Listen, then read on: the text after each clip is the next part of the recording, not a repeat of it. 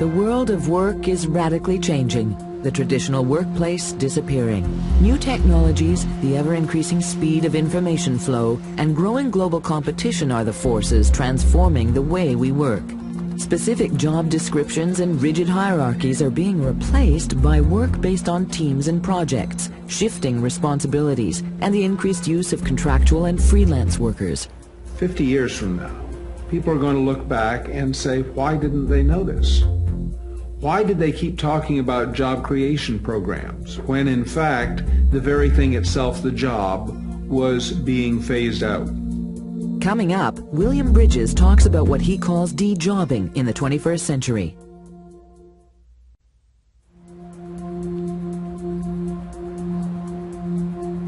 San Francisco, California. Across the Golden Gate Bridge lies the small town of Mill Valley, the home and offices of William Bridges, consultant, lecturer, and author of the best-selling books Job Shift, Managing Transitions, and Creating You and Company. The Wall Street Journal listed him as among the 10 most popular business consultants in the U.S. His several hundred clients include Intel, Apple, Pacific Bell, Procter & Gamble, and Chevron. We've all grown up with jobs. It's part of our blood type. It's so natural to us that we imagine that jobs and work are synonymous, but jobs only appeared in the world about 150 years ago with the coming of the Industrial Revolution. Before that time, people worked, but they didn't have formal jobs. The word job originally meant a piece of work, and so a job person was like a temp, somebody who did a job for you and then left. People had jobs only after the factory system came in. Before that, they did jobs. When I talk about a job, I really don't just mean employment. I mean a formal position that has a job description, a pay level that goes with it. We talk about filling jobs when we hire somebody. And there we're talking about putting people into a box, in effect. You have certain things that you're supposed to do, and people can say, with a job like that, people can say, that's my job. But they can also say, that's not my job, and wave off some kind of work that needs doing because it doesn't fall in their area. Now, that's a job. De-jobbing isn't a very attractive word, but it's the best word I can come up with for a process whereby work is taken out of the job boxes and is done some other way. It may be given to a cross-functional team, and it's nobody's job on that team, but it's the whole team's responsibility. Now that's de-jobbing. Or it may be given to a temporary worker who just comes in and delivers and leaves, or to a consultant who comes in and does the same thing. When Reuters Holdings in Great Britain wanted to build new television screens or design new television screens, they borrowed workers from 12 different companies. Now, that's a very different way from getting work done from the old way, which is if you need somebody, you hire. You hire to a full-time, long-term job. Companies aren't nearly so ready to do that anymore.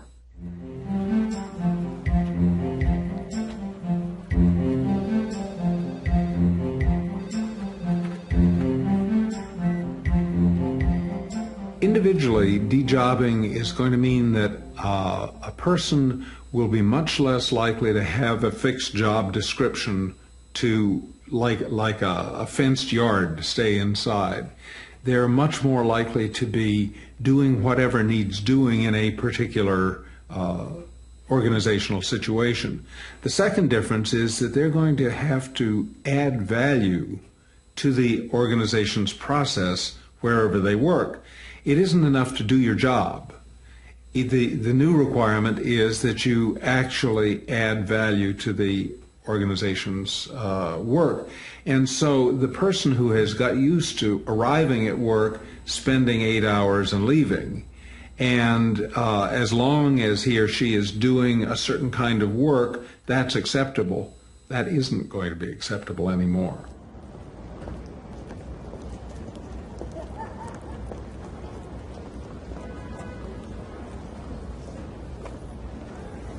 The future of organizations is really going to depend a lot on what happens in the next 10 or 20 years.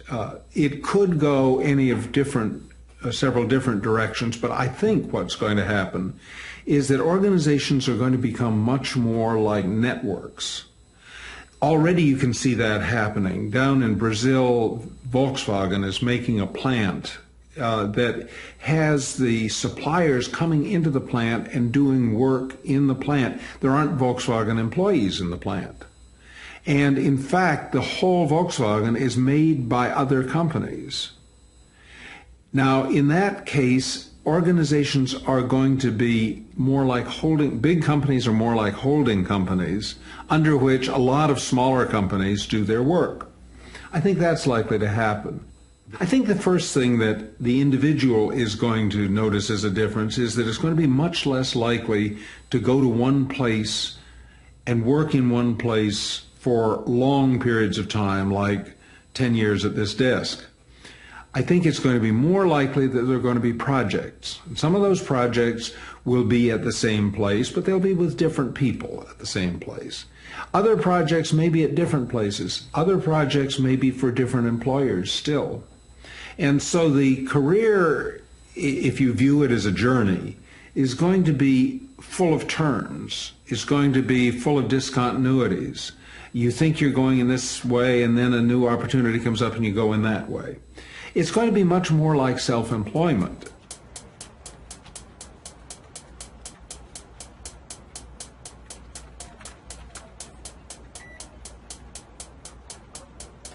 In the next 20 years, people are going to need to develop their own abilities, their own knowledge base, and there are going to be new demands on them.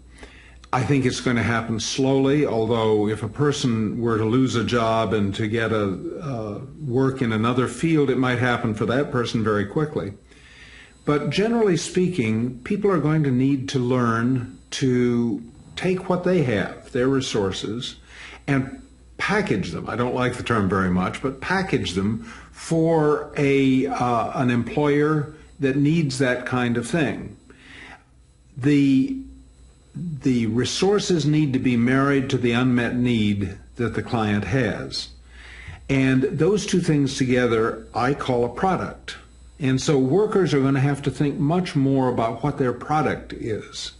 They have to be able to supply something that makes a difference for somebody, not just show up at the office and do the work.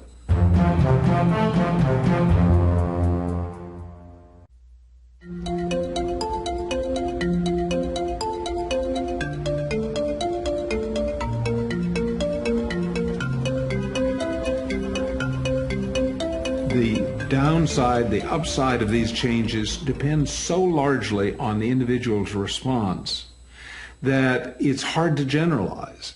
This is going to be a terrific change for many people. It's going to be a disaster for some people.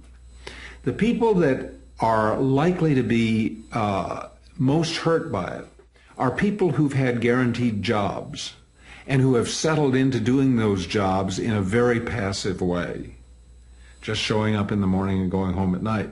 Those people are in for trouble because the economy really can't carry such people any longer. The people who are most in line for exciting developments are people who know what they have to offer and find a place to do it. And there may be some real surprises there. You don't necessarily have to be a highly technologically skilled person or a well-educated person to play in this market here. There are 5 steps that I think people need to go through, and I've called them the 5 job shift steps. The first is to survey what they bring to the table, and I use the acronym of DATA to do that, D-A-T-A, desires, abilities, temperament, and assets. And it's out of these that you can say what you have to offer. Now, there are many workers who don't have any idea what they have to offer. If you ask them, they say, well, I'll give you my job history, what the jobs I've done. But that isn't going to work anymore. So survey your data, get familiar with it. Secondly, look around you and see what markets you want to serve. And I don't mean big public markets. I mean, do you want to work within the organization you work for now? What are its unmet needs? So some way to find the market that you want to serve. It may be the market of people in your town who are two-career families and need help cooking. There are markets all over the place. So find the market you want to serve. Then the third step is to combine the unmet needs in the market with what you have to offer, and those two things come together, and they're your product. So develop a product. And then fourth, decide what business that puts you in. And the business isn't necessarily the industry you've been working in. It is more like the business you do for your client. What business are you in? And the fifth then is to think of your whole operation as though it were a little tiny company and create a strategic plan for it.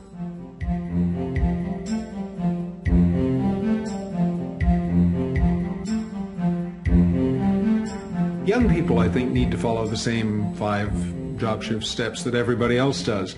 But they're in a particularly vulnerable place. They don't have much experience in organizations. They don't know what organizations need. So they're going to need to get themselves in the door of organizations and find their way around. Now that may be through temporary work. It may be through a job that they don't particularly like for a while. And I think that's just something that young people need to do to learn their way around. Beyond that, they need a much greater sense than their parents ever had of what they really want out of life, what they are good at, what kind of situations they fit temperamentally.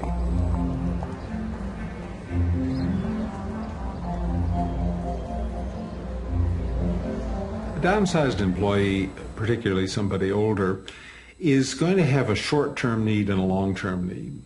Now, the long-term need really is no different from anybody else's. It is to get him or herself realigned to move in this new direction, and the 5 job shift steps are very appropriate. The short-term need, though, is to get food on the table. And so the short-range plan needs to be to get help wherever it's possible, through a government agency, through some kind of job finding service, through the internet, and get that job. Jobs are not going to go away so fast that they aren't a good short-term solution. It's just that before people's careers are out, they're going to have to be plugged into something with more future than jobs provide.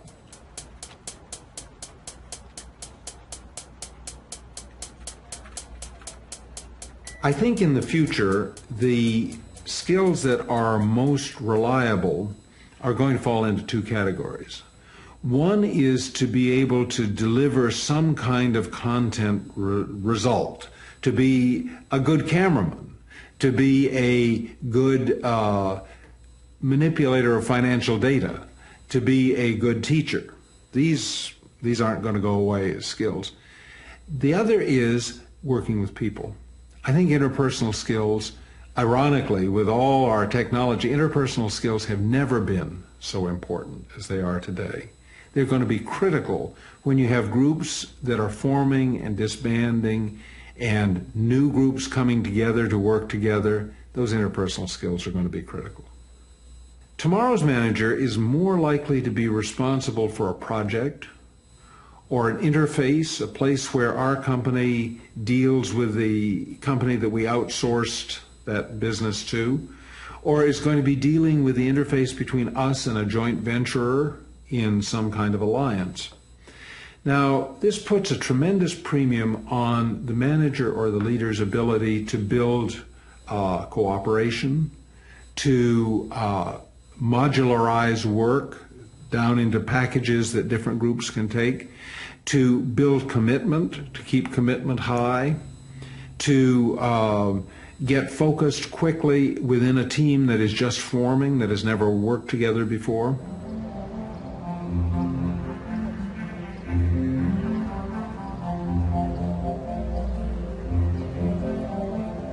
think that education in general is not preparing people very well for these things. But there is a slow movement in this direction. In the elementary schools, the movement toward project-based learning is a movement that is probably going to develop skills that will be useful to these students when they hit project-based work situations. Schools that encourage people to develop their interests and really follow their interests a long way are developing people who will do the same thing in the workplace.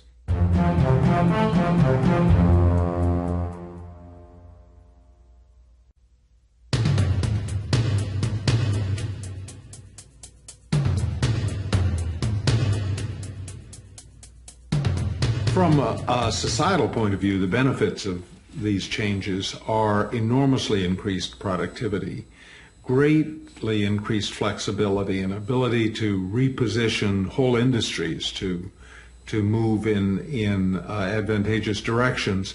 And so the gains are huge. The downside is that there will be a great deal of political turmoil as people who are losing out in this process, or are afraid they're losing out in this process, or are just upset by this process, begin to imagine that somebody is doing it to them. And so foreigners are taking our jobs, or executives are exploiting us. Companies are exploiting us. And the result is that I think we're going to see an upwelling of political turmoil.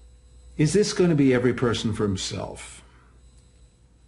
I think that probably during big social changes, when you get into a kind of in-between space where the rules aren't clear, it's an encouragement for everybody to jump in and start pushing the limits, start acting self-centeredly. So I think we're likely to be in a period of that. That isn't because these are bad changes. That is because that happens during a period of rapid change. As to whether these changes encourage people to go in that direction more, I think you could argue just as well that these changes encourage people to be really concerned about teamwork. Because almost all the work that is done in these new circumstances is teamwork. So you can argue it either way, but I think we are in for a period. In my work with organizations in transition, talk about a change entering a period called the neutral zone, which is not the old way, but not the new way either. Well, this neutral zone is going to be a time when people are quite self-centered and people are pushing the limits.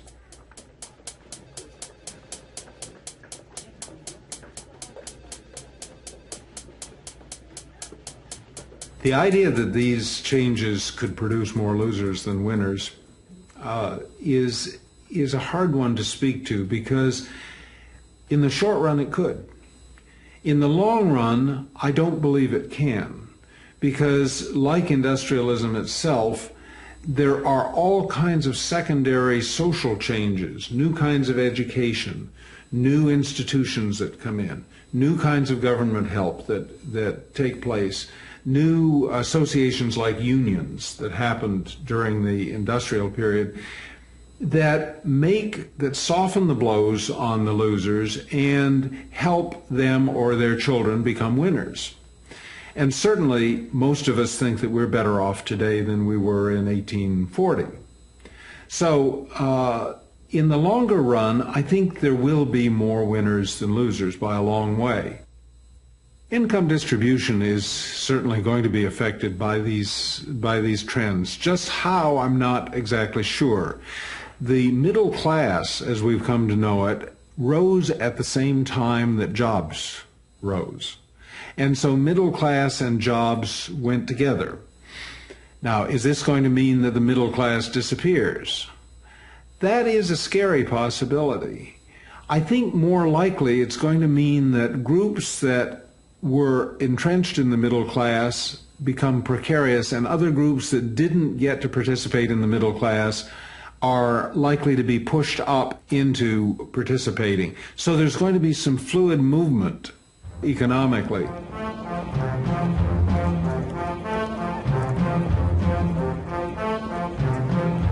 we're clearly going to be in a period of time when the implications of this realignment are going on for quite a long time.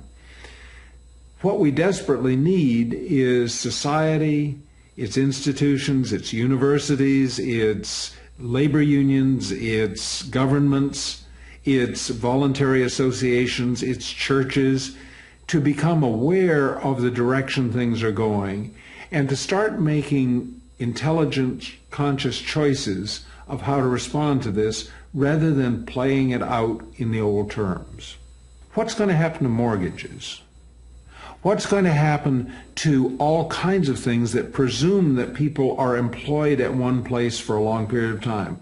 What's going to happen to health care? What's going to happen to unemployment insurance if people are going in and out of employment? Countries are going to have to rethink their social services and their safety net with an idea that people are going to have much more fluid work lives than they have at present or than they've had in the past. And so there is badly a need for that kind of rethinking in the capitals of all our nations.